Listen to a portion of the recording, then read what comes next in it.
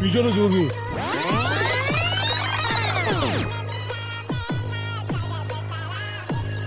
اون بیجان دوربین گفتم میخوام این گوها رو بخورم خفه شو بگی من لباس دادم دوباره جلو دوربین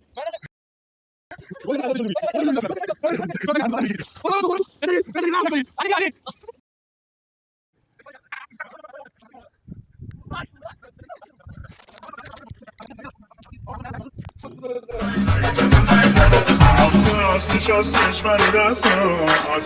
صدم دوم جگرسم دست ببین عاشق دستم یه پیشم بشین دلم دوباره من سرستم